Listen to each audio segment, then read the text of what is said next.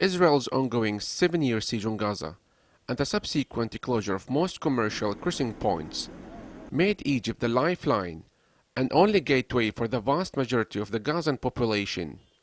The besieged people of Gaza not only depend on Egypt for travel purposes, but also for most of their goods and construction materials. The Rafah terminal is Gaza's only gateway to the outside world that bypasses Israel. Closing it or keeping it partially open will only tighten the Israeli blockade.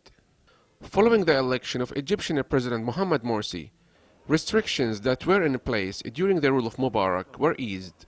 Nearly 1,500 Gazans were allowed to pass through it on a daily basis. Immediately after the ouster of Morsi on July 3, the number of people allowed to leave the tiny coastal enclave dropped to less than 100 per day. Since then, the crossing has been operating at a reduced capacity for emergency cases only. Only a restricted number of visas and passport holders from foreign countries, Egyptian citizens and Gazan patients, have been allowed to leave Gaza via the Rafah crossing.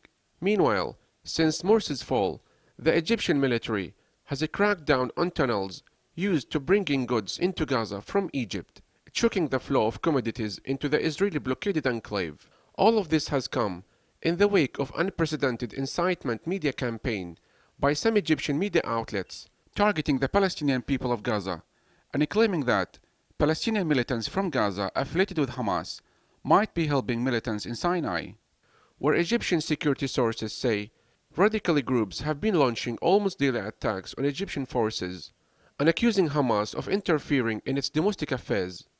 For its part, Hamas-ruled Gaza has rejected the accusations and has called for the reopening of the Rafah crossing in order to spare Gaza any more suffering.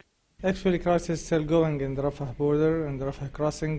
We have thousands of people stuck in Gaza, and they need to leave through this crossing because it's the only crossing we have in Gaza Strip. We don't have airport, we don't have seaport. So we still ask and demand to reopen this Rafah border and Rafah crossing 24 hours, 7 days a week, because the few hundreds going and coming through this Rafah border is not enough. And if still this going, we will have big crisis in Gaza, especially after the end of the vacation and starting of the schools next month. It is obvious that the relationship is tense between Hamas and the ruling Egyptian army, with some Egyptian commentators calling on the Egyptian army to launch a military attack against the Gaza Strip.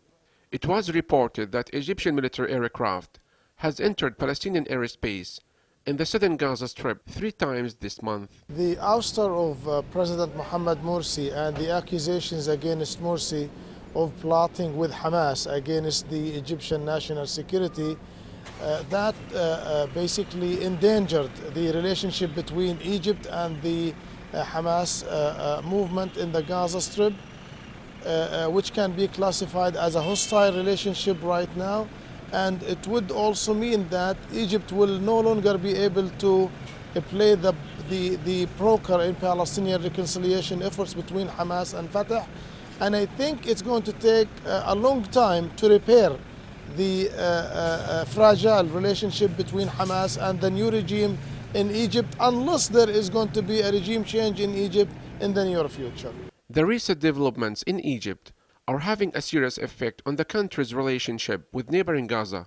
The enclave, controlled by Hamas and sandwiched between Israel, Egypt, and the Mediterranean Sea, has relied heavily on being able to cross the border into Egypt by land and water. However, that has become more difficult in recent weeks.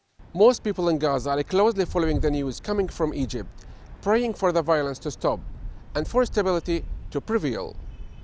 And while the ordinary Palestinians of Gaza's 1.8 million continue to suffer for decades, are collectively punished and pay a heavy price due to the turmoil in neighboring Egypt.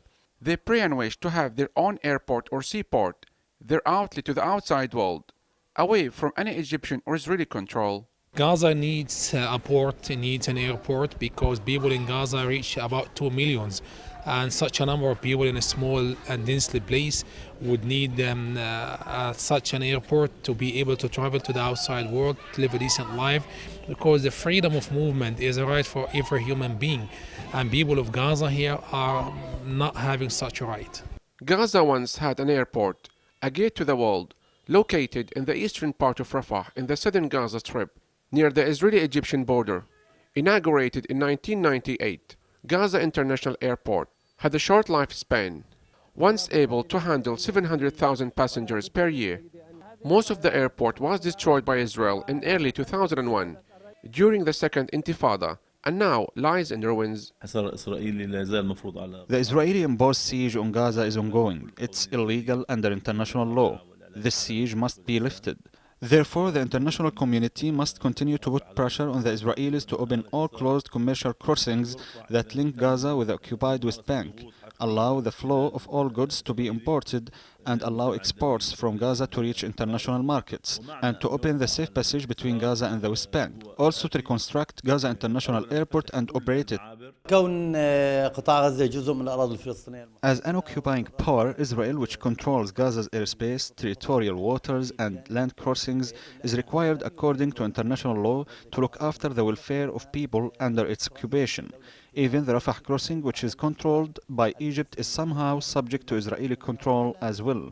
So it's clear that Israel is still in control of Gaza. The territory is still under Israeli military occupation, and Palestinians in Gaza are not allowed to build a seaport or rebuild the destroyed Gaza International Airport, in order to enable Gaza residents to live freely and avoid the suffering when leaving or entering via the Rafah crossing. Gaza is a natural extension of the Sinai Peninsula and is therefore also part of Egypt's national security. Regardless of Gaza's political leadership, Egypt will remain a strategic ally, a lifeline for its people, and a mainstay for its peace and stability. These are the irreversible facts of the ties between Egypt and the people of Gaza, who live in what is commonly known as the world's largest open-air prison. Yusuf Al-Hilo in Gaza for the Real News Network.